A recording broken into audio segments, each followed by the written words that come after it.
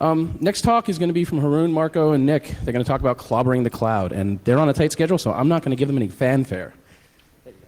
Cool. Thanks very much. Thanks everyone for coming in here. Like Sharky said, we're on a really, really tight schedule. We've got a lot of stuff. We've got a lot of demos that we'd rather show you guys. So there's been a lot of talk on theory. The ISEC guys did a really, really solid talk this morning. So the stuff that they covered, we might just gloss over, and we're going to go for it, try and make some time for questions. So just very quickly about us. SensePost is a dedicated security services company, a little boutique shop out of South Africa. All we do is security assessments and training. We're regularly at Black Hat and DEF CON. We've been around for 9 years, and 8 of those 9 years we've been here doing talks. Released a couple of papers, a couple of tools, got customers all over the world, and a couple of books. I'm not going to hop on us. There are more important things to talk about. So one of the big questions that come up is why we bothering talking about the cloud.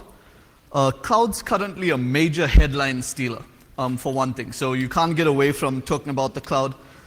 In truth, though, we've been doing this for a while, and we don't exactly have a reputation for going for particularly exciting things.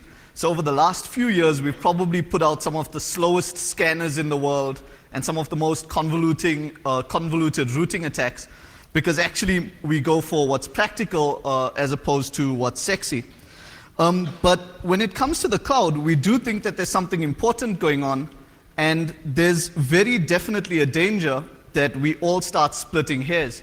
Okay, so anytime this conversation comes up, you see a whole bunch of talk about that's not new, that's not important, but isn't it just this, isn't it just that? Famous guys have weighed in, so Schneier's spoken in about 10 interviews about how it's nothing new, but that's about 10 interviews worth of nothing new.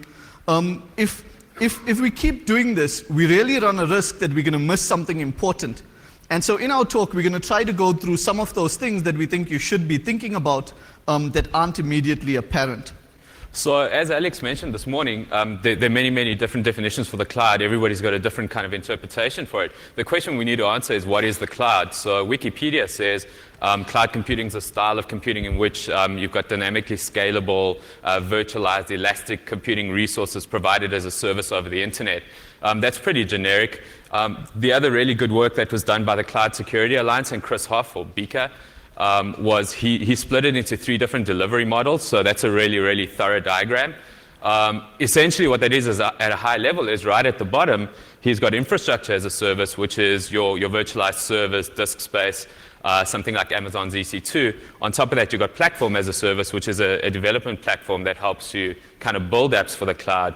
So for example, Salesforce's Force.com, and right at the top, you've got the full software as a service stack. So consideration is something like Gmail, where you get everything without realizing where the services and where the servers are. So that's pretty comprehensive, but we've got a kind of a simpler take on it.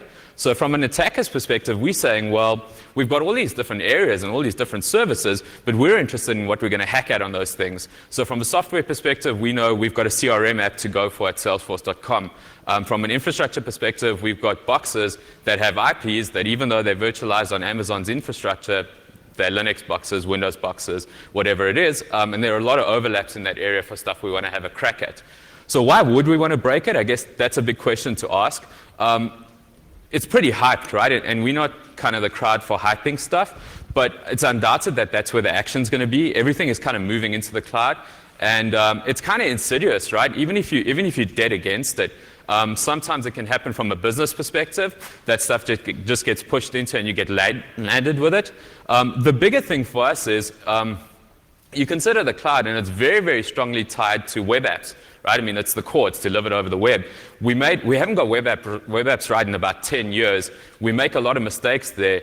If we start to tackle this stuff early on, like Alex said, you don't necessarily know what's out there. We're in the early days, but we can try and maybe avoid making some of those same mistakes all over again. So very quickly, what's driving adoption of the cloud? Pretty much management by In-Flight magazine. So you've got an exec that picks up a way to, especially in the economy these days, an exec picks up a way to streamline operations or minimize costs or outsource stuff, reduce CapEx, kind of move it all to OpEx. On the flip side, you've got geeks that are saying, this is a really cool tech tool for us to play with. We can do a bunch of stuff with this. We can also offload our SLAs to somebody else, like Alex spoke about. So Essentially, what you're doing is you've got a poor history of support for some specific apps from IT, let's say a CRM system. What we're saying is we'll take that out of us and we'll give it to, for example, Salesforce.com, who's specialists at that stuff. We'll let them run that stuff for us. The one thing to touch on is we're not talking about private clouds in this talk. For us, we're looking at shared infrastructure that everybody connects to. So we can attack that stuff and try and get access to other people's data or their systems. So for us, private clouds, we're not touching on right now. Essentially, it's a really, really attractive option for us, right? Think about it. You get access to a shared platform, you get access to somebody else's data, or you get access to somebody else's boxes, passwords, SSH keys, kind of whatever's going. So one of the things straight up that everyone who talks about testing the cloud is going to come on is you've got certain problems just testing the cloud. Okay, there's the really obvious stuff. How do you get permission? So who are you actually getting permission from? Whose infrastructure are you actually scanning? You bump into something else which gets tricky. So for most of you who run pen testing shops, you'll know one of the big problems you have are delays when your testing kicks off, delays. Anytime your analysts are sitting around because they don't have creds, you've got a problem. You happen to be testing a customer app on EC2, and Amazon decide to cut you off. You've got guys sitting around because the channel needs to be cleared. So the cloud poses a whole bunch of problems, and some of them you don't notice straight away. For lots of the testing that we did, we were using our credit card to sign up for these platforms. And for lots of them, we were terrified that at some point, guys are going to say, okay, these boxes were malicious. Those things all use the same credit card, and I wouldn't be able to buy stuff from Amazon anymore. When you test the cloud, another problem that you have is also simply one of the attractive things about cloud services. Version control's really hidden from you. Okay, so if someone asked you what version is Google currently running on their scanner, you don't know. And one of the problems that you're going to face with cloud apps is you also don't know when you're suddenly working on a new version. It makes things really tricky because regression errors also sneak in. And the app that you tested yesterday isn't the app that you're looking at today. Bugs could be sitting in there and you just don't know that they were reintroduced to the system.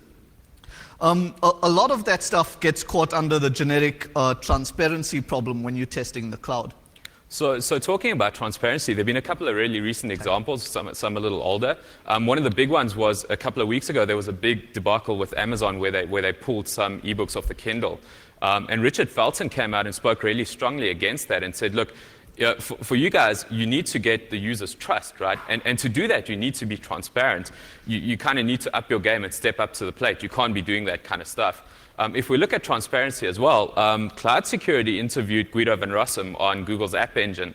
And again, so Guido was saying one of the key things, again, the point he was making was you need to earn the user's trust. Right? And for us to earn that trust, you need transparency. I need to know what's going on behind that veneer.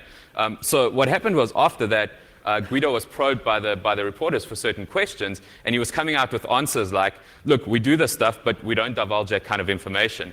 Right? The other thing that he said was, I'm not at liberty to discuss details, and that kind of thing. So he was kind of very cagey about what they're doing, which you can understand from their perspective, but it presents a problem in terms of transparency, which we're saying is ideal. Another problem that's really a big one for us to get into is when you're dealing with compliance. Right? So think about what happens.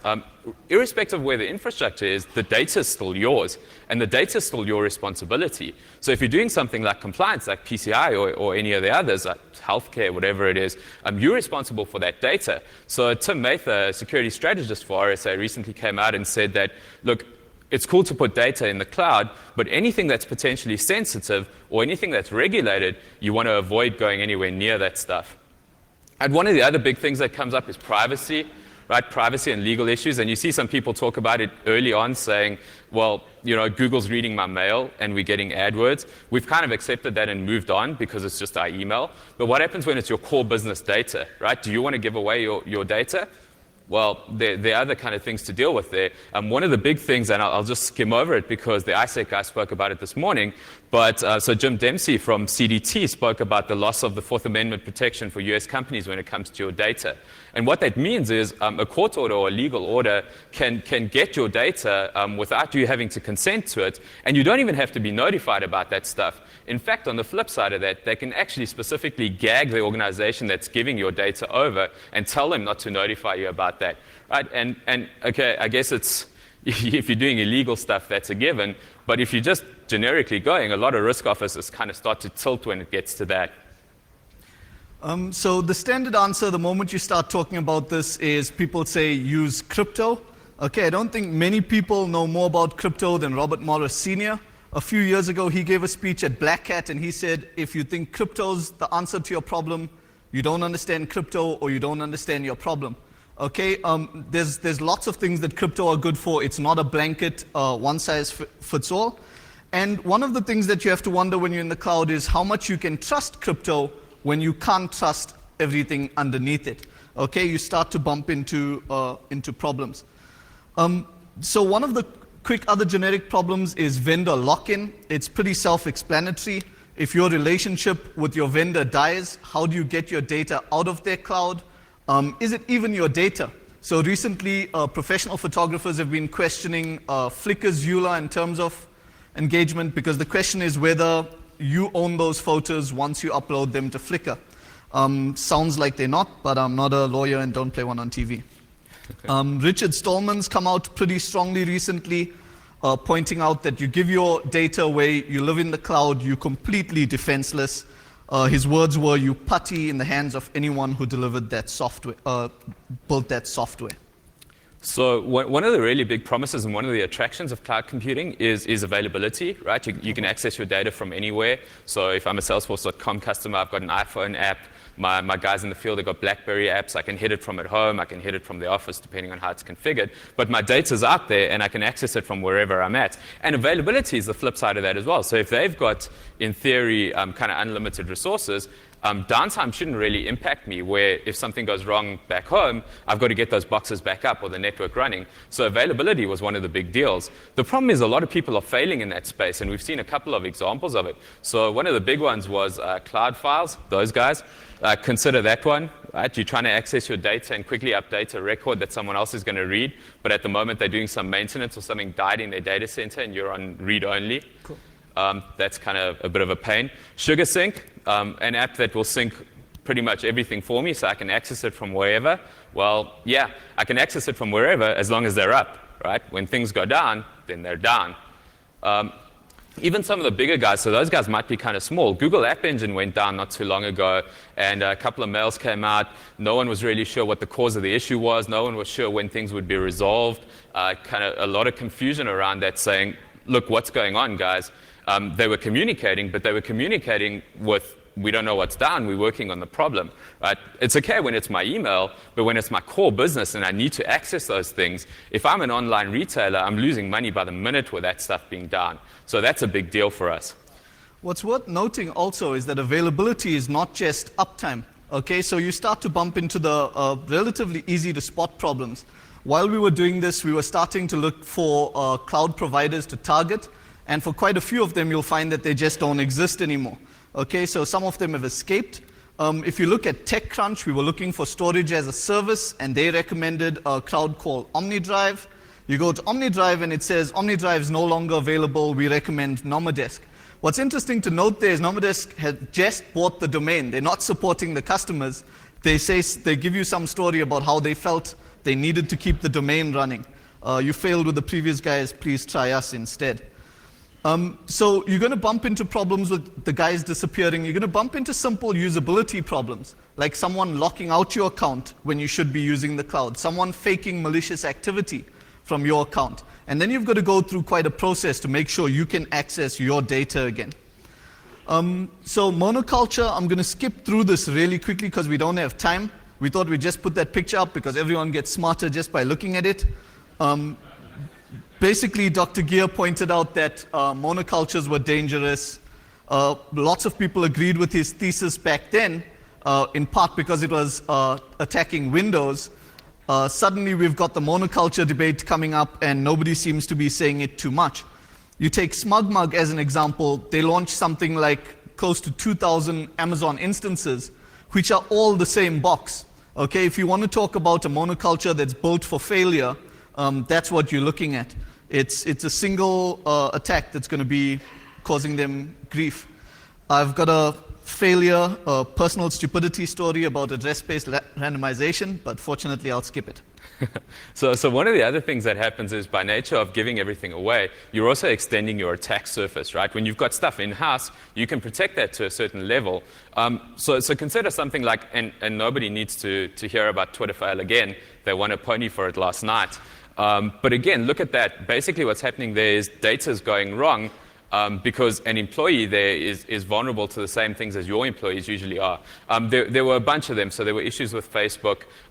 Essentially what happens is I no longer need to worry about my CFO and some of the other guys in my organization getting phished. I now have to worry about my provider getting phished as well. So a while back, what happened with Salesforce.com also a couple of years ago was one of their employees was phished, which led to a bunch of other stuff. They then subsequently corrected that issue, but it starts to, you just got to kind of be more cognizant that you've got to look wider, and sometimes some of the things are out of your control. While we're talking about phishing, right, the impact of a successful phishing attack, it's one thing to give up your email or to give up, say, one individual's bank details, but all of a sudden, if I give up my Amazon creds, I might be giving up my entire data center. Or if I give up my Salesforce creds, there we go with all my customer data and all my sales leads. So it's a bigger problem. You've got to consider that we've got traditional attacks that we know about, but now the impact is much wider. So the question that comes up then is trust, right? Why are we giving these people our data? Because we trust them that they know what they're doing. That's essentially what they do, right? They have the skills to do it right. So I give my data to Salesforce.com. They understand the business. They've got security guys. They're looking at that trust. As soon as you start to breach that trust, things go horribly wrong, right? And there were a couple of examples of where things failed in the cloud. Right? Like one of the big ones was you looked at the guys at MediaMax Online Storage.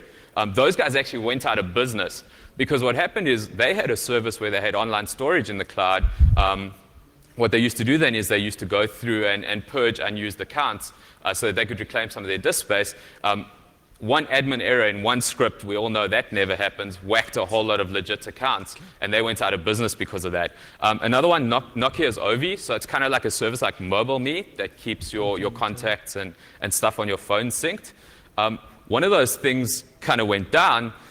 What happened from that was one of their servers crashed, and they lost 3 weeks worth of customer data when they restored the latest backup.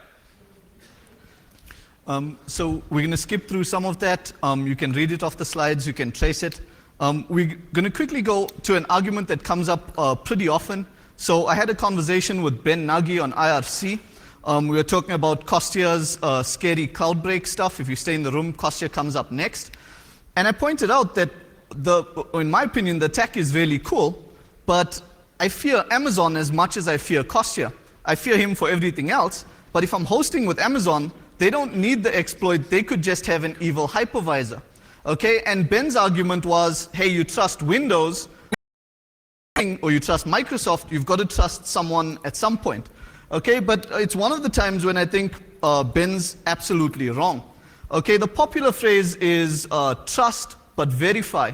And one of the problems that we have with the cloud is that we give away the ease with which we can verify stuff.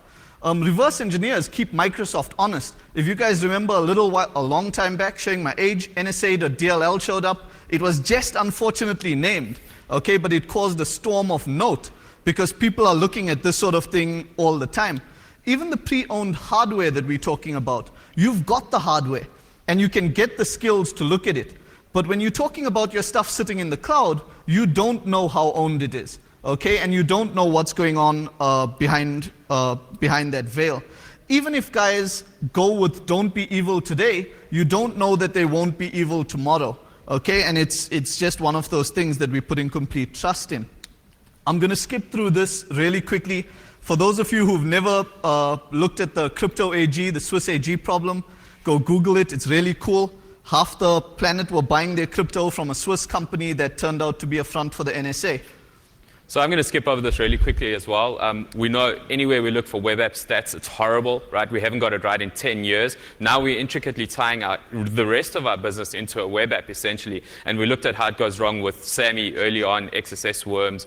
There were Twitter worms earlier this year. There are a bunch of compromises that we can kind of fairly quickly skip over.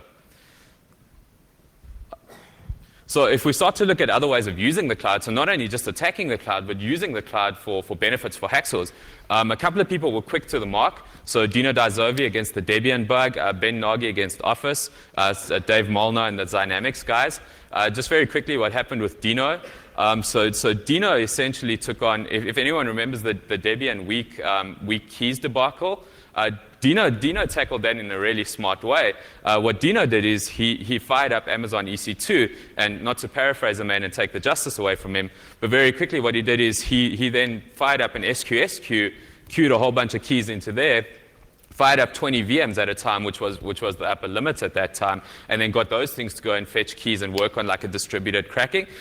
The outcome of that was he got 500,000 RSA keys in about 6 hours, and it cost him about $16 roughly. Right, so that's pretty cool.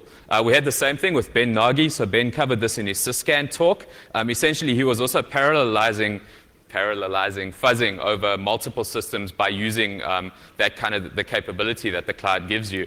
The same deal with Dynamics and Dave Molnar, right? They both use EC2, Dynamics to demo software and classify malware, Dave to do fuzzing. Essentially what it is you're taking advantage of extra computing resources and extra computing power to speed things up.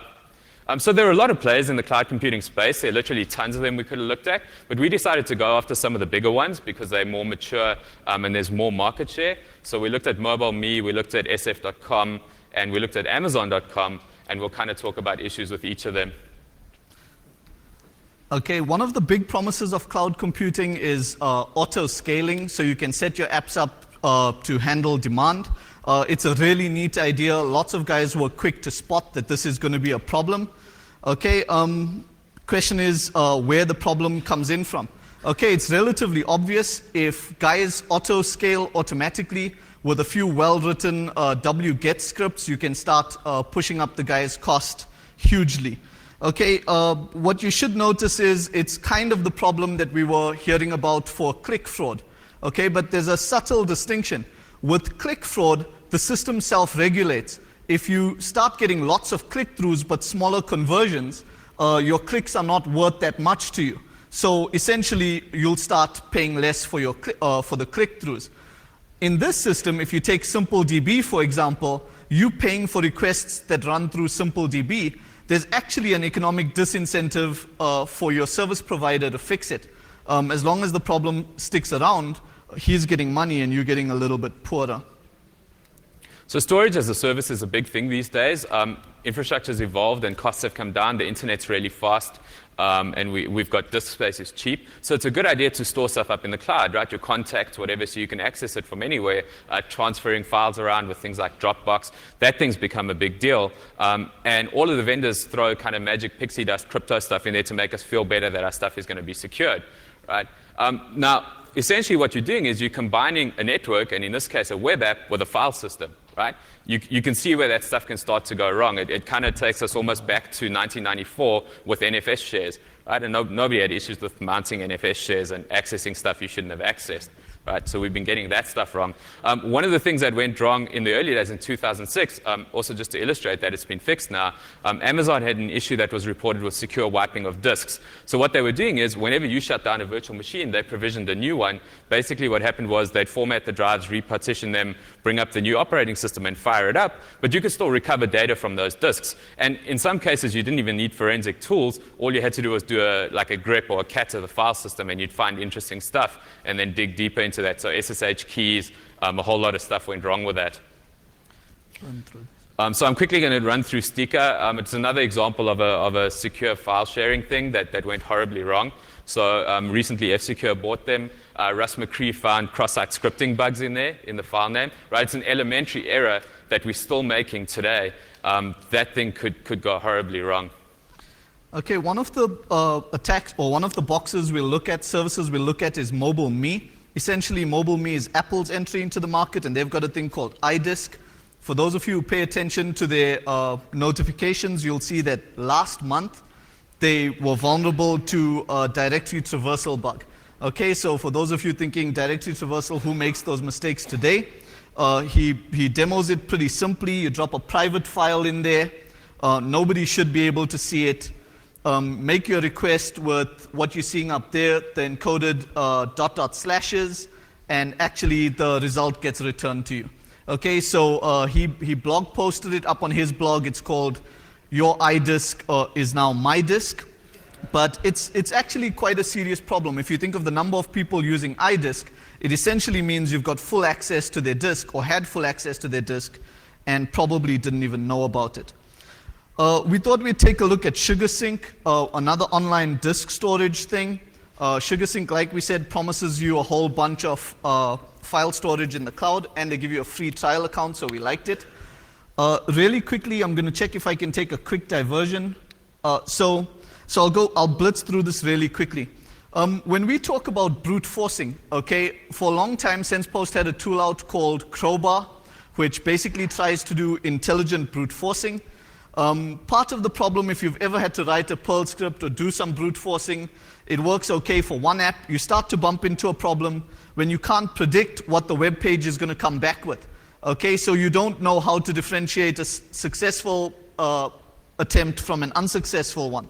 So Crowbar uses a little bit of intelligence, and actually what it does is first sends a request that it knows is bad, gets a response, and takes a page signature of it. After that, for brute forcing attempts, it decides whether the page that comes back matches its page signature. Okay, so it's a relatively or reasonably clever way to do it. The question is, doesn't lockout stop you from brute forcing in this day and age? In part, the problem is just that we're not thinking about brute force cleverly enough. Okay, so the one thing that's fairly obvious is instead of brute forcing passwords, you find somewhere and instead you brute force names. So you keep the password static and just cycle through usernames, hoping to find the one lame name that, one lame account that you want till you find it. And the other thing that's fairly easy to understand is that you can actually brute force through session IDs. Okay, this is important when we start to consider the cloud because you've actually got sessions that run for a really long time. You'll notice this morning when the ISEC guys spoke about using SAML for federated or federated identity, one of the things they were talking about was using the fact that it now gave you anomaly detection on logins. Okay, and what we're saying is attacking logins is old school. And nowadays, you'll get as much fun by trying to attack whatever's keeping your session current. Okay, so the logic there is fairly simple. If you did a valid login, you got a session ID back. If you were an attacker, you don't need to go through that authentication stuff. You just keep bruting through the session IDs, hoping to walk into a valid session. Okay, so this was what we thought, and it's one of the things I wanted to do because I figured the cloud made it easy. Suddenly I could fire a bazillion EC2 instances and start brute forcing session IDs. And I thought it would be a really quick, cheap way for thrills. Unfortunately, my maths was horribly bad. Okay, so we took a look at SugarSync really quickly. And I'm supposed to change to video with this thing. Okay, and I'm also going to speed through this video. So if you take a look at SugarSync, you'll see that they actually make a pretty classic mistake. And the mistake that they make is if you use their forgot password feature, okay, they send you mail. You should see the mail coming in there. Okay, and if we look at the mail, what you notice is, at first glance, that's like 13 characters. Okay, so it alternates. It's 12 or 13 characters. And what it meant for me is I immediately went back and proclaimed success. Because I thought with only 13 characters and unlimited EC2 computing power, I'd be able to brute through this really quickly and walk in on a valid password reset. Unfortunately, Unfortunately, my maths is dodgy, and it turns out that even with that few characters, it still gives you a really big number. And if you try to get lucky with using the birthday attack, it's still a really big number. Okay, and certainly not something that's feasible. So at this point, I was too bullheaded to give up. So I wrote a script to just request lots and lots of password resets. And what I was hoping is I saw the Chris Eng video, and I thought I could try some crypto foo, and I hoped to spot a pattern in the reset password requests that were coming through. Unfortunately, I couldn't, and neither could any of the tools that normally test for randomness. But what we did see, though, was that all of those password resets were still valid. Okay, So if I could generate a whole bunch of them, actually all of them you could now click on and walk into a password reset. Okay, so even if I was doing this blind, my thinking is that I can really do a Basquilian requests, generate a whole bunch of them, and then start brute forcing and hope to walk into one of them. So what we did is, and throughout the testing, we end up using a lot of Twill. If you haven't used Twill, you should go check it out for web page brute forcing and automation. It's a beautiful thing. And essentially what we did at this point was just wrote some multi-threaded scripts to fly through that and just just generate a whole bunch of password resets. At this point, what we were hoping was that the mats would start working in our favor. Unfortunately, even with 10 machines, which we tested it on, in 2 days we were able to generate 2 million password requests, which they didn't notice and never bothered about. But what's interesting is 2 million is still a really small space compared to the amount that we actually had to brute through. So at this point, I'm really reaching. The stuff's not working, and I should have just called it a day. But fortunately, just before we came here, we were trying to decide whether we should add it into our slides or not. And so I went through my mailbox, and obviously I've got Basquilian SugarSync password resets. And the one thing that we notice is even though these resets were generated on the 2nd of July, they're actually still active.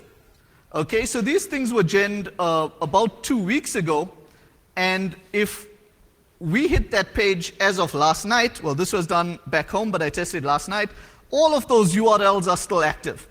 Okay, so all of those password resets are still live. At any point, we can go back to them. So it gives you good potential for polluting the space with the resets and then hitting them.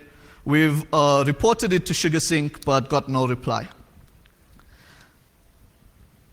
So one of the things we also decided to look at was platform as a service, and the guy we obviously decided to work on there was Salesforce.com because they're one of the leaders in the platform as a service space. Actually, they're also a software as a service player, so we decided to take a look at them. At a software layer, and you would have seen the findings this morning from the ISEC guys as well, they're really, really rock solid. They're doing a lot of work there, and they're mitigating a lot of the threats. So we did some very cursory testing because we had a lot of stuff to cover in a short time. But even within that testing, we didn't really find many of the common issues that you'd find, which is really a big up from their side.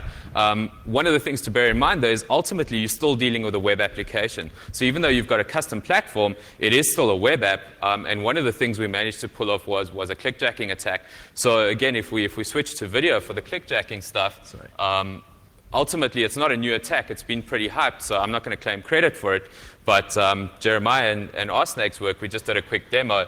So over here, what you've got is you've got users have got tasks that are assigned, and you can mark them as complete by hitting the X. Right? You mark it as complete, you hit another page that confirms, and you've got to hit the save button to confirm that. So what we did is then so the task's gone.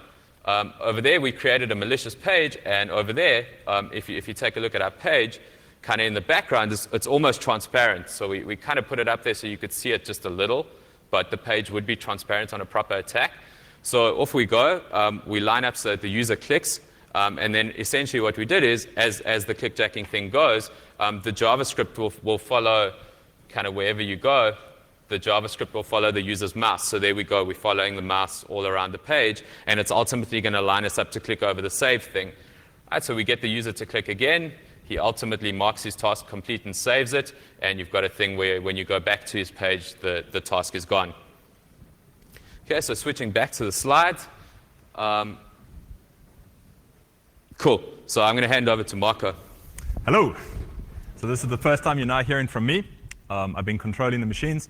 And essentially what I'm going to talk to you guys about is a way that we've thought of to abuse the cloud. So we're not looking at vulnerabilities specifically here. I'm actually talking about abuse of the cloud. So I focused on Salesforce. And just to give you a little bit of background, you probably know most of it. But Salesforce company is now about 10 years old. They initially started doing CRM software using a web-based system, so software as a service for companies to offload all of their CRM systems. They're really, really big at this point. So 59,000 customers, $1 billion in revenue. They're on the S&P 500 index, so this is a significant company. And the infrastructure was originally created to support their software offering. But as that thing expanded, and it's an impressive infrastructure, I guess they figured that they could monetize it in other ways. So allow people to develop on this platform and to build applications further than just CRM software. So it's a really ambitious project. And I'll state up front, we like it. We think that what the guys have done is pretty cool stuff. But we were looking for ways in which we could abuse it. So to give you an idea of the business model, it's multi-tenant. It helps drive down their costs. So you share infrastructure with other people. This is the cloud, right? You don't know where that thing's running. And in fact, it could be running in a number of data centers across the world in the Force.com case. They use a subscription model like most of them, and that thing scales scales with the number of users you want. It will also impact the features that you get out of them. But for us, the really nice thing is we can get free accounts. So H said that we're cheap, which is why we went after SugarSync. The South African rand to the dollar. If you come into the World Cup next year, buy your rands sort of as soon as you can, I guess. It's a good rate for you guys, not such a great rate for us.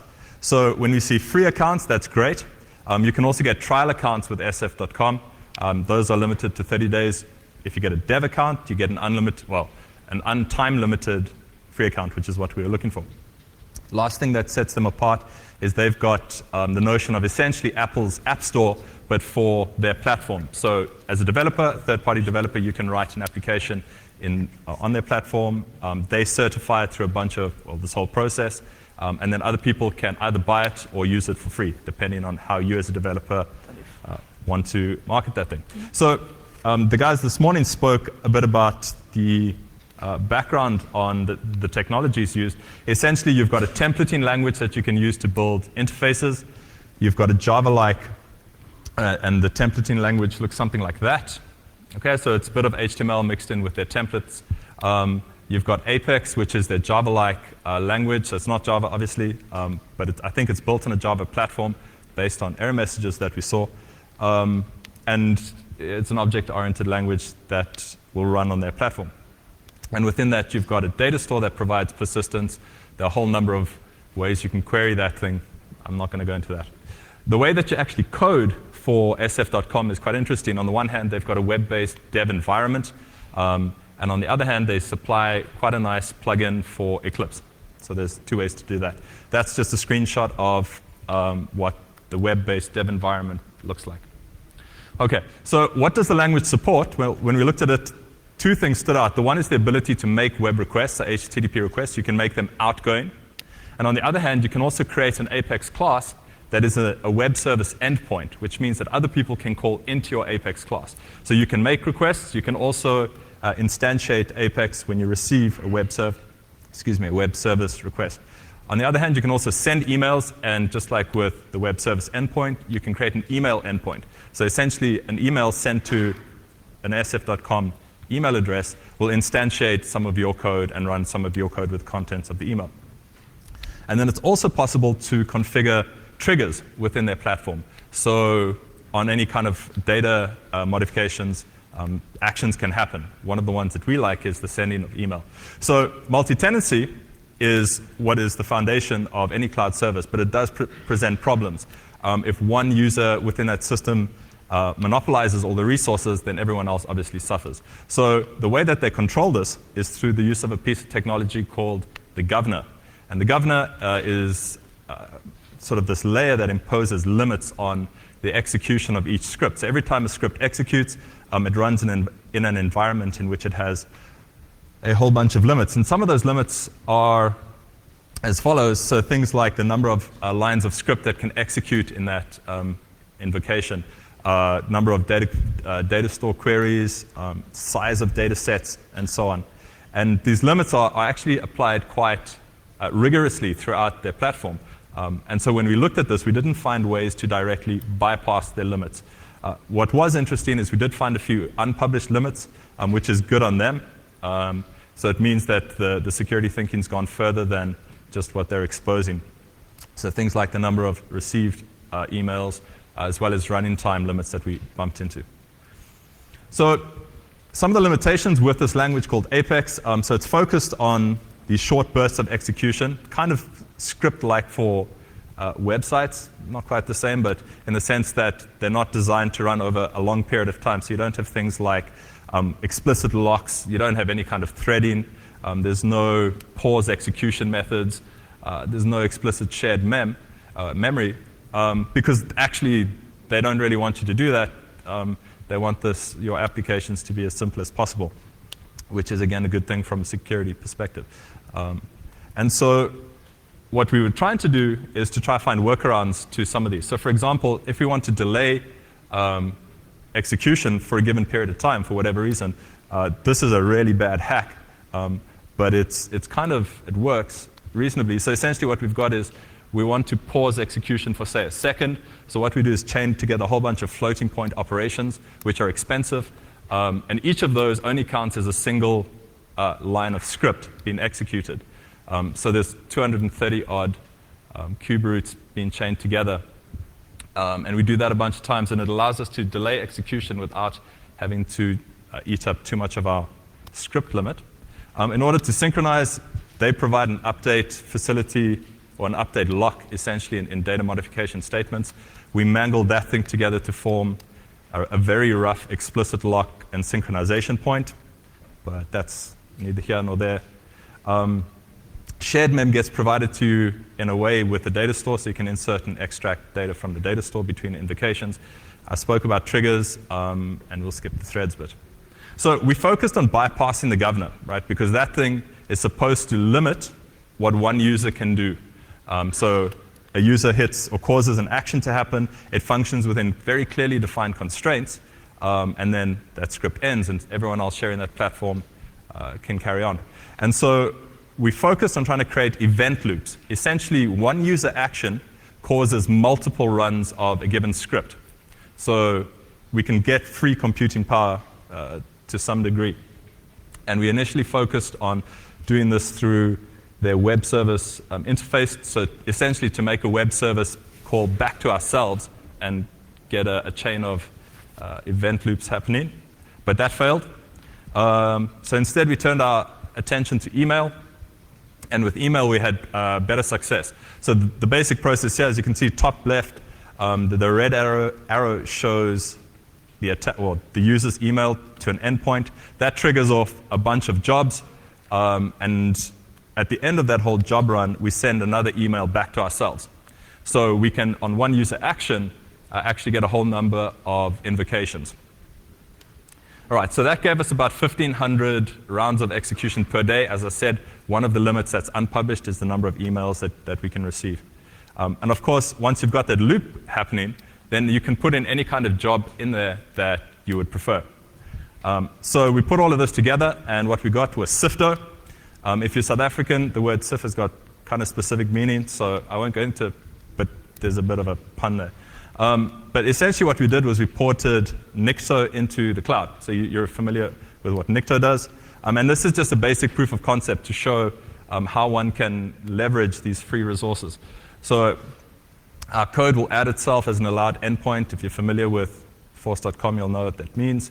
And then we kick off an event loop against our target, which essentially scans a bunch of, scans the target site with Nikto requests, and saves the data back into the data store because we can only make 10 callouts per iteration. So we're working around the limits that they put in place. Why would we want to do it? Well, for one, we were just playing with the tech, and it seemed like, as I said, an easy demo. It's free, and for us in South Africa, it's faster than our own bandwidth. So we'll always go with that. It gives you a degree of anonymity, I guess, because that's coming out of sf.com, but of course it's not anonymous. Okay, so I'm going to switch to the Nikto, the Sifto video. We'll do this again really quickly. So we can start this. What I'm running through here is, this is basically all set up on their side. I think it's less important for us. That's the email that we send our event loops to. Okay, so from this point, the attacker has got his shell console. On another shell console, we're busy looking at the victim's HTTPD log. The attacker here has, as I said, a quick and dirty shell script. We're going to start looking at the victim's logs just to get an idea of the attack actually happening. The attacker launches this thing with, as I said, a little shell script that wraps a whole bunch of calls to the website. And what we'll see is the request starting to come through. And that's real time happening in the sense that that's how long it takes. And each of those lines obviously is a single request. So it's actually fairly quick. We get in about 10 requests a second. And as I say, for South Africans, that's awesome. Okay, we can skip that. Scanning continues. And the way that we wrote this thing is that every time you got a result, essentially you got notified via an email. So we used that. So the scan ends. And we've got all of our results captured in a single email. Now, the thing that I liked about this was you can see the scan starts at 1:05. It ends at, I think, 1:15. So it's about 11 minutes worth of running time to do, the range of about 3,000 tests, which we thought wasn't bad. Okay, so to skip then onto the pros and cons, as I said, it's faster than what we're used to. It's free, for one, which is quite a bonus. So it actually starts to give you the ability to access free computing time on large platforms. And there's obviously denial of service considerations. Let's not talk about that. In terms of the negatives, it's prone to monitoring. Of course, it's not your system. You have to learn a custom language and their platform. And at this point, it still is governed by certain limits. So we took that issue of it's still governed by limits. Now what do we do? Well, accounts have limits, but accounts are zero cost. So how about we register many accounts across this? Instead of scaling vertical, we'll scale horizontally.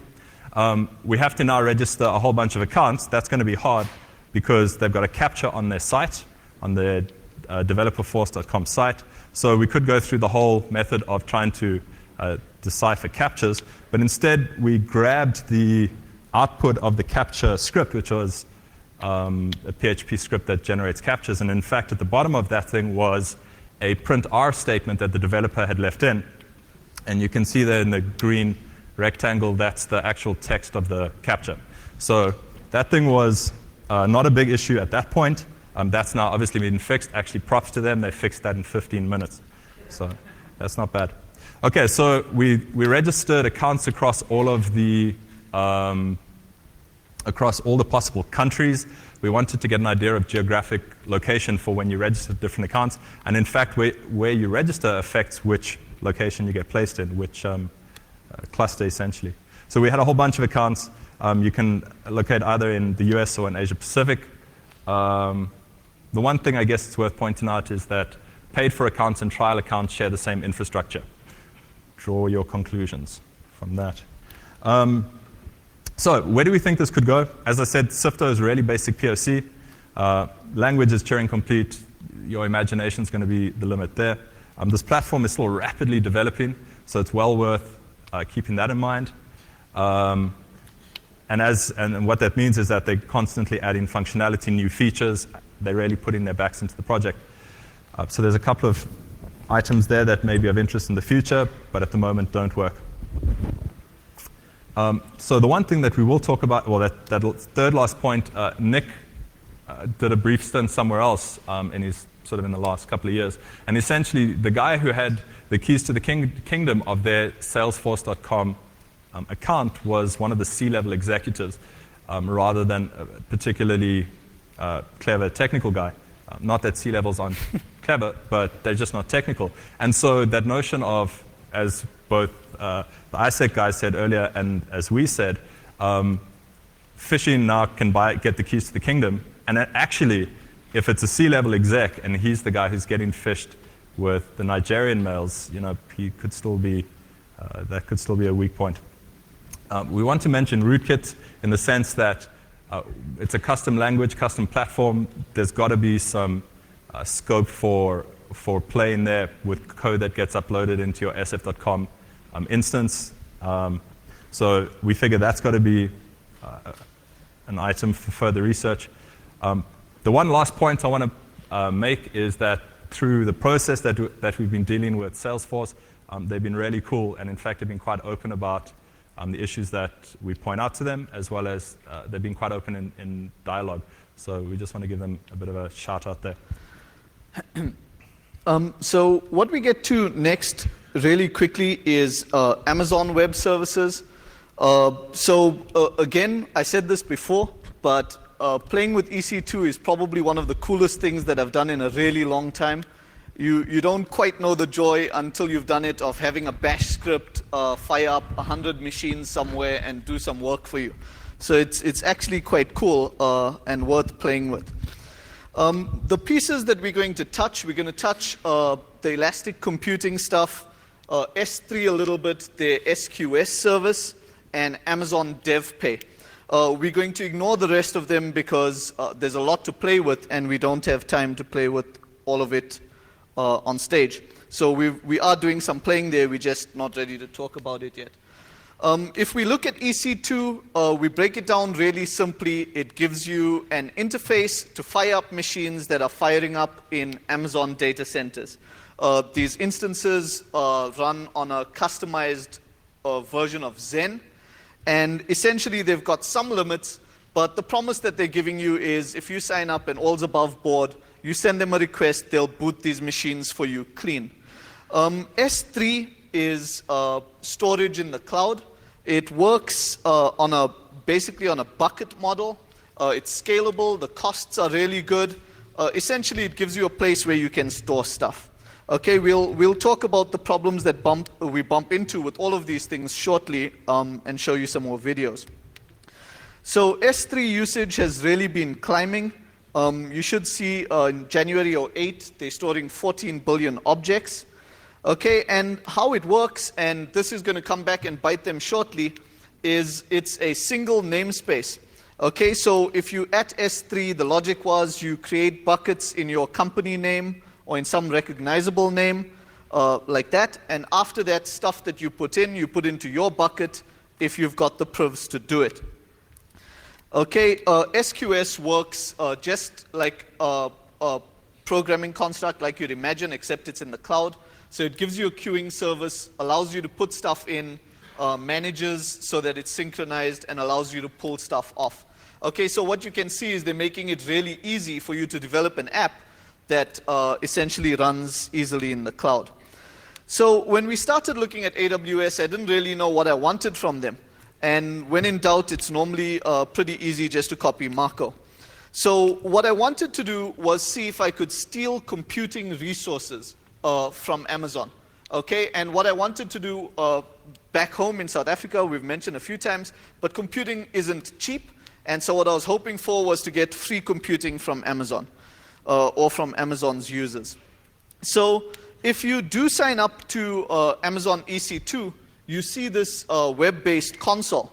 Okay, and what I want you to notice down here is that there's, at the time we took the screenshot, just under 3,000 Amazon images sitting on Amazon. So how it works is you select one of those images, you say go, it boots that image, gives you root on the box possibly, gives you an IP address to connect to. Okay, but what's interesting is that only 47 of those images were built by Amazon themselves. Okay, the rest of them have been user contributed. So already you should see the potential for problems here. If you browse through the Amazon forums, okay, you'll find a whole bunch of guys telling you, complaining about problems they have sharing the images. And if you look at the root cause of those problems, what you actually find is that they've used the wrong creds the wrong way around. So what they've done is they've taken their super secret private keys and uploaded it to a shared image that they've now shared with the world. And they're now trying to use the wrong creds to fire those images up. So all you need to do is find those images, and you've got their creds, and you can now use their creds to run images from now on, and you'll be running on their credit card. Okay, so this should be really easy. The other problem that lots of people have pointed out is the question of responsibility. So Amazon gives you a fixed kernel. It takes some effort for you to mod them, and how quickly Amazon can keep up with kernel level exploits. If you take how Linus has been making friends and influencing people recently, I suspect this will become more of a problem going forward. So one of the things we wanted was a way to do quick scanning in the cloud. But Amazon's EULA says that they've got every right to boot you off if they find you scanning in their cloud. Okay, so we needed some way to do the scanning. We suspect that there's coolness on those shared machines, and we want to get to it. Okay, so what we went for is a really ghetto scanner. And basically at this point, we were just playing with Amazon Web Services. But what we've got down there is we fire up, we talk to Amazon Web Services and get a list of all of the available AMIs. Okay, we then populate SQS with this list of AMIs. We then fire up 10 machine instances in Amazon. And all of these 10 images are really simple. They've got a few of our scanning tools on them. The first thing they do is they go to SQS and pop off the next machine. Once they've got that, they then fire up that machine and scan the machine. Okay, so it's doing really simple scans at this point. It uses an SSH tunnel, so it's not traffic that Amazon can see. It then does a Nessus scan and does some file system checks. Okay, so we let this run for a night, and in a night we cleared through all of their 3,000 machines. And the results were useful and interesting. So all of the results then get popped to an S3 bucket so that we can take them off. What you see from the results, if you just use Nessus and its critical ratings, okay, you're picking up over 1,000 critical vulnerabilities on those images. Okay, now to put this in perspective, these are images that people are going to be booting up and using to build their images on. Okay, and second, what we did is we had a shell script run on all of these machines looking for interesting files. Okay, so bash history, certificates, passwords, and actually what we've got is more creds than we know what to do with. Okay, so even the people who followed Amazon's guidelines on making sure that they don't upload their keys to persistent storage or storage that could be bundled haven't necessarily cleared their .history files.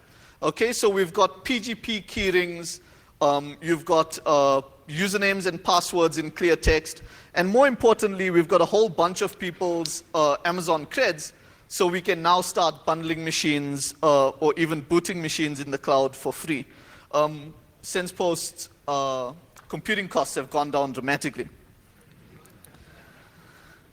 So what you see there is just people's certificates and key pairs, well-named pair.key. So while we were busy with thieving from Amazon, we thought we'll try something else. Okay, and the simple question was, when an image is booted in the cloud, how does that licensing work? Okay, so what we did is we fired up one of their Windows machine instances, and then in a completely unelite way, we downloaded Magic Jelly Bean. Okay, and all we're doing there is getting the Windows license information. You could have dug through the registry for it. So you dig through, get basically the licensing information, and we wanted to know if we could use that licensing on our own machines. Turns out we absolutely can, so we don't need to pay for Windows Server anymore either. Okay. As a check, we then made sure that we tried to automatic update and run the genuine advantage tests and all of that, and it also goes through. So finally, we've got patched Windows machines at SensePost. So if we were stealing, we figured we'd go a little bit further. Amazon supports something called Amazon DevPay, which is really pretty cool. What they're trying to do is move the onus of collecting money from you. They're providing you that infrastructure. And so basically they allow you to load an image, assign that image to a product, have someone pay for it, and once they've paid, be able to boot that image. They do mention, and actually if you go through Amazon's docs, you'll find consistently Amazon add a one line that says, we think this might be unsafe, you might want to be careful. Okay, and for DevPay, they say something similar that says, if someone has access to this machine, they could steal it. So what we did is tried to steal it. Okay, so really quickly, if we swap over, what you're going to see here is what we've done is Nick's gone and created an image, or Nick's gone and created a machine. And what you're seeing up here is a little portal that I then have to go to pay for that machine. Okay, so I go through, what you should see here is this D1AA6551, which is the product code for Nick's machine.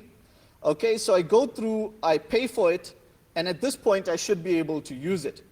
Okay, so if I go through, I'm able to boot that machine, and if you take a look at my running instances, you see that the instance now says that it's an instance of D1AAA. Okay, so essentially, I haven't done anything, and as long as I'm paying for this machine, I'm paying Nick. So what we do then is I then bundle this machine image. Okay, so once I'm on that box, I can now say I want to copy this machine image and store it on S3. Okay, so this video is sped up just because the bundling process takes like 15 minutes. And what I do here is I make 2 copies of it. Okay, so what you'll see is I bundled it twice. The bundle process goes through, and I then upload that to S3 as copy 1 and copy 2. Okay, what I then do is go through the image's manifest file. Okay, so all AMIs have a manifest file that says these are the disks, these are the parts effectively of this AMI. And what you see in there in XML is tags for ancestry.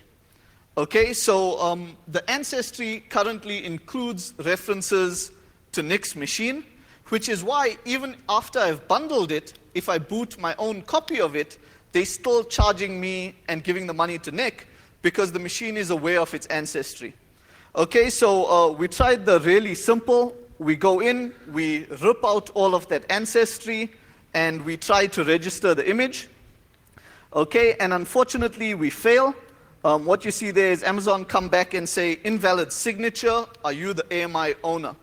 Okay, but what should be pretty obvious here is all the tools that we're using are sitting on our machine. Okay, so even the signing that needs to happen is actually within our control. So all we do is we import their classes for signing. We take that XML, we rip it out, we generate the signature that we need. Okay, and so all you're seeing here is me ripping it out, generating a new signature, which we do with snippets of their code with their Ruby libraries. We then upload that again, and what you should see is that this time when we try to register it minus the ancestry information, it's perfectly happy. Okay, and at this point what happens is if we boot both those machines, you'll find that the one that we didn't modify comes up and says it has that product code, and the second one comes up with no product code. So in this case, obviously I've just stolen Nick's machine.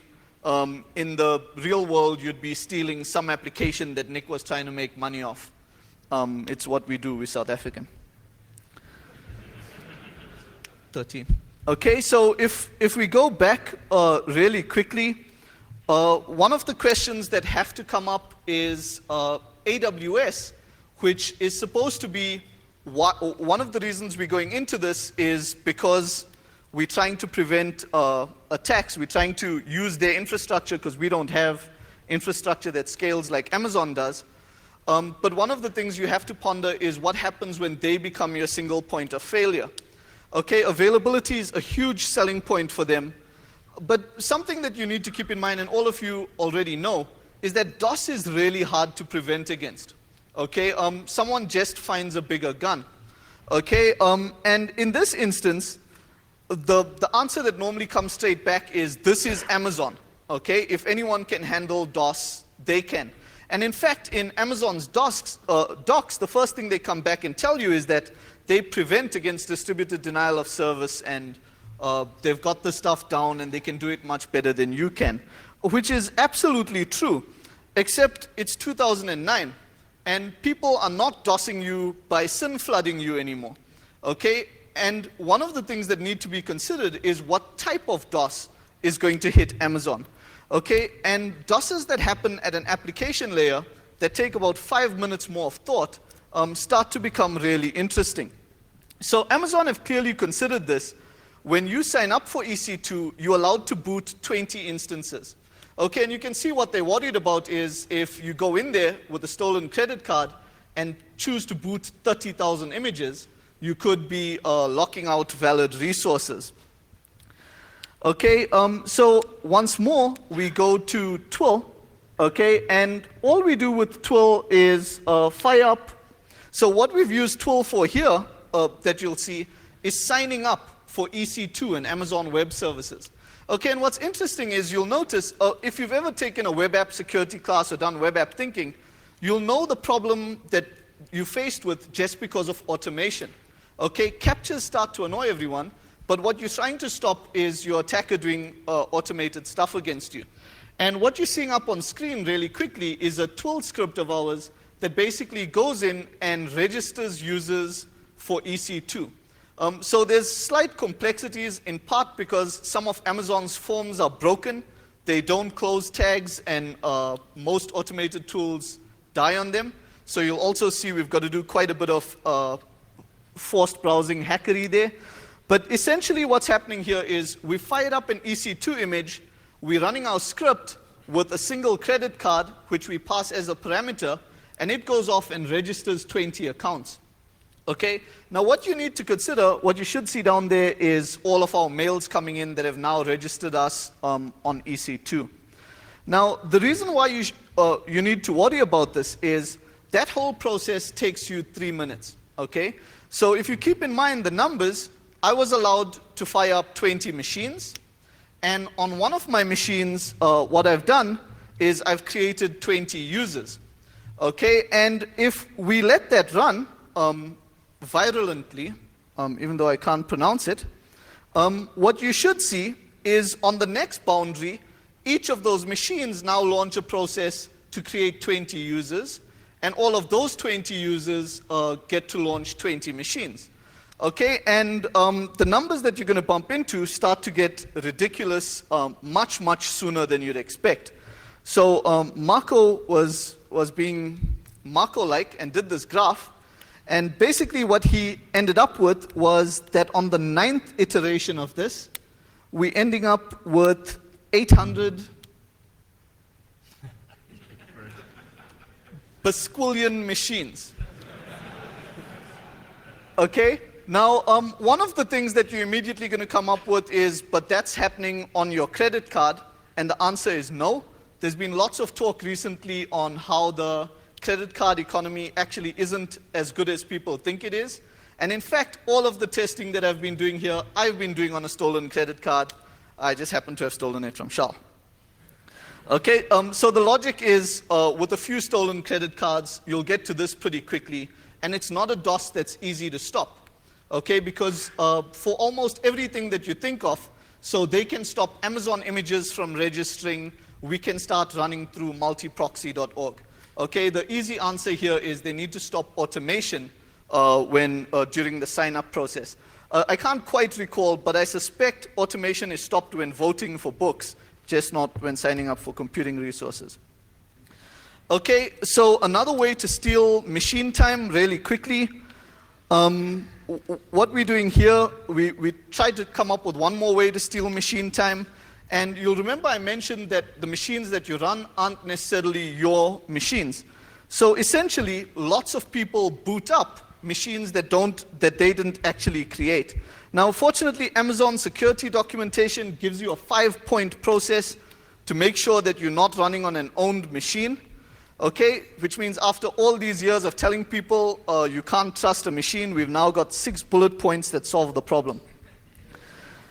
So what we wanted was some way to get people to boot an image that we created. And so the logic was simple. We'd bundle an image, register the image, wait for someone to run it, and essentially they'd be running our machine image. Okay, alas, the problem that we bumped into, and I'm going to quickly go to video again. I'll blitz through this video, I promise. The problem that we run into is we build this image, we then go to share it, and what you should see is once we've shared this image, Amazon give you an AMI ID once you register it. Okay, and our AMI ID here is F9 something, okay, which drops us, if someone logs in, that's the front page that they see. Okay, and we're getting dropped way down, if you go through that, on something like the 2601 page, okay? So we put our image there and nobody is gonna run us, okay? So basically what we did is we took that same image and wrote a really simple bash script in that Python script, and all the script is doing is registering, seeing if we've got a low enough number and then unregistering. Okay, and the joy of all this is Amazon give you discounts on Amazon to Amazon traffic. So we're paying almost nothing for this, or Charles paying almost nothing for this. So I left this running the first instance overnight, and within 12 hours, it got me a AMI ID that would now show up in the top 5. Okay, so essentially, anytime anyone went to Amazon, they'd get a machine that now popped up on the first page. Interestingly enough, the second time I ran it, it gave me a top 5 AMI within the first 2 hours. So you can just leave that script running, and sooner or later it promotes you. Okay, so now we've got an image that the moment someone gets there, they view our page, they get our machine, and what we're hoping is that they'll run this Trojan machine without thinking. Okay, which they do. But there's more. Okay, if you recall, I spoke about the fact that S3 was also going to be a problem because of that whole namespace thing. Okay, and basically when I upload my image to S3, as long as the name's not taken, I can have it. Okay, so in the last instance, the machine that I was uploading was called QScan because it was the same image I used for my scanner. Instead, let's call our image Fedora. Okay, it turns out Fedora is already taken, so it comes back and blocks me. Red Fedora Core's taken, blocks me. Red Hat's taken, and then it occurred to us that we can use underscores. Okay, so suddenly you can do anything you want. So we call our box Fedora underscore core underscore 11, and you're happy. And it's the same because you can also go Microsoft underscore whatever, and your image now gets named that. Okay, and the joy of that is we now get an image, and the image gets built. We then take that and run it through our race to promote it to top 5, and essentially I get an image in the top 5 called Fedora Core 11. Now all the other guys who made it to the top 5 were guys who got there validly, so they look something like Fedora Core 4 or really old boxes. So anyone hitting AWS trying to look for a machine to boot, boots mine. When we first tested it, we put the machine up. I added an init script so that it would call home the moment the machine was booted. And I drove home, and by the time I got home, people were already running my machine. So really quickly, new mistake, old mistake. If you go to Amazon's Amazon forums to take a look at firewalling, you'll see some guy asking, hey, PCI requires me to do outbound firewalling. How do I get this right? You see the helpful forum response, why are you trying to block outbound connections? Okay, so that's security thinking for the win. If you check Amazon's documentation at that point, Amazon actually points out that they've got I like what they say, they've got a complete firewall solution. This inbound firewall is configured to default deny. Okay, so the whole thinking about outbound firewalling disappears. In fact, you have to do it yourself, so almost nobody does. So the last thing that I'm going to touch on really quickly, we're going to hit Mobile Me. So Mobile Me was Apple's way of sneaking into the cloud, except they're Apple, so they do it with style. It makes sense for them long term. What they're trying to do is store all your music, video, everything belongs to Steve Jobs. But what's interesting about Mobile Me is that it's very symptomatic of how the cloud sneaks up on you. So many people signed up for Mobile Me when it wasn't worth that much and was just carrying their email. Suddenly it's carrying their iCals. If you look at it nowadays, it's also carrying your iPhone connectivity, which says where you are all the time. Okay, so slowly but surely more functionality is getting tagged on, and something that you didn't think you cared that much about actually starts to become valuable to you. Okay, so really long ago, Mobile Me was hacked by Mike Arrington, believe it or not. So basically, he put a post up on TechCrunch, and very unlike him, he added a lot of hype to it. Okay, so what he was talking about was that MobileMe actually leaked usernames. So every user on MobileMe also gets a public page. Okay, so if you see here, if I go to MobileMe as Bob the Cat, public page comes back and says the account's inactive. I go there as Fundervault, so I'm trying to find Charles MobileMe, tells me it's inactive. I go there as Charles Fundervault, and it gives me his MobileMe public folder. Okay, now everyone jumped to say this isn't a security problem, and all the web app guys or all app testers will tell you that it's all these little problems that are going to start adding up. For one thing, it allows us to start taking a look at which people on Apple's board actually use MobileMe. Okay, and what you find really quickly is that there's a guy called Steve Jobs, okay, and he's on MobileMe. So if you want to mail him, you should be able to get Steve Jobs at me.com or at mac.com. Okay, but like Steve Jobs, there's some trickery involved here. If you look down here, you'll find that Steve Jobs has a 30 gig account restriction. And if you actually go to Steve, you find that there's a 75 gig account restriction, where 75 gigs isn't an option that you can purchase on MobileMe. So I'm assuming that whoever this Steve is, he's got some clout. Okay, MobileMe then makes a series of other mistakes. Okay, and one thing that comes up consistently is it's really hard to do password resets in the cloud. Okay, so what we're going to take a look at really quickly is a very, very canned demo. And basically what we're targeting here is Nick, after finding him on the Black Hat speakers page. Okay, we do some Googling. We find, so we're using the same disclosure bug. So Nick and his surname don't exist. You find Nick, and there is a Nick, but we don't know if it's the right Nick. Okay, so at this point, we're trying to narrow it down, and we find Nick on Twitter using spnicka. Okay, we then try that address, and it looks better. Okay, but at this point, it's still not good confirmation. We try to use the forgot password feature that shows up. Okay, and what you'll see is forgot password is really, really friendly. So if we put in, so all we need is his username, which we're guessing, and it's either at mac.com or at me.com. And the first thing that it does is it gives you his alternate email address. Okay, so in this case it's Gmail, but you'll start to see where that gets cool. And then it gives you secret questions. Okay, so the default first secret question is date of birth, which just from looking around, you're either going to find it on Facebook, or a place where it sneaks in is on Amazon wish lists. Okay, a lot of people are actually storing the stuff on their Amazon wish list so that they get it on their birthday. You answer both those questions, and you can basically reset Nick's account straight off. Okay, we'll come back to this in a few seconds, as lame as that is. The question is, now that we've got access to Nick's account, what do we do with it? Because we've only got a little while before Nick essentially tries to log on, finds his passwords wrong, and basically changes it again. Okay, so we start looking for, as lame as it sounds, some form of XSS inside of MobileMe. And for our bad luck, last year, Ilya van Sprundel, so if I butcher the name, found a whole bunch of really easy to spot XSS in MobileMe.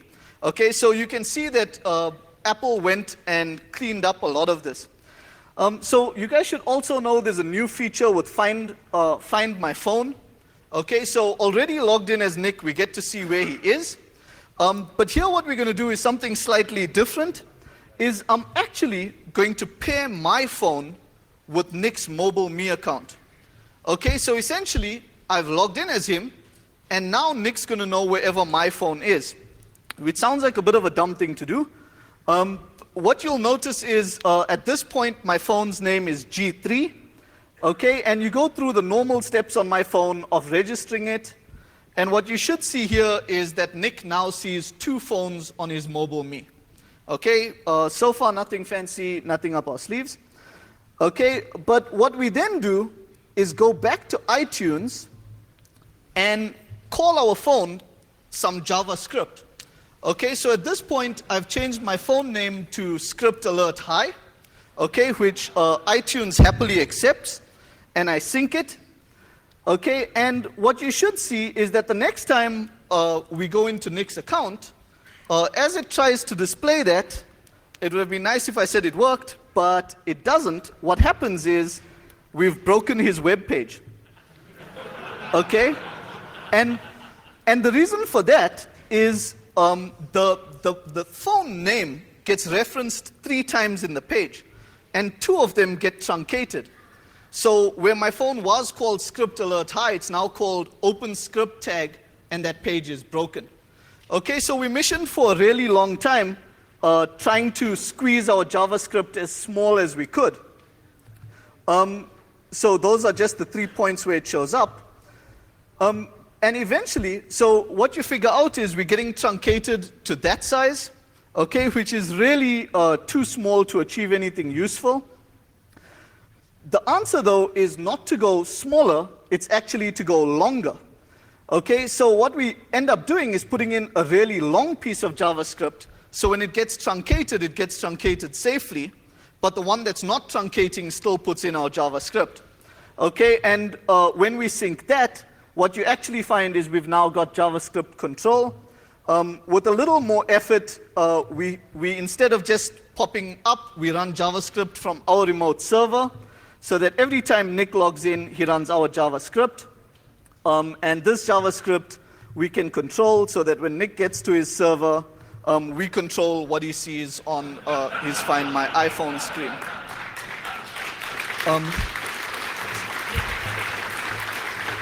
So I'm going to blitz through this. You combine both those things. Actually, we try to find someone who's more security astute or technically astute than Nick. We had to aim pretty high, so we aimed for Steve Wozniak. Lots of public information available. You walk into his account. We actually mailed him. He actually responded saying it's really cool. Offered to help with the talk if we wanted him to. So that was pretty cool just to get mail from him. But what's interesting to note there is just how dangerous. So everybody picks on JavaScript and XSS, and in fact we did way back when we wrote our first web app book. But what's interesting to note is that Nick's mobile me is now Trojaned. Everyone's going rootkits lower, lower, and lower, and Nick's mobile me is now rootkitted with JavaScript. So every time he logs in, he doesn't know it, wherever he logs in from, but we get repeat access to his account. Okay, so conclusions, you guys can read it from the slides. We're about to get kicked off. If you've got questions, we'll be around. Drop us an email. Thank you very much.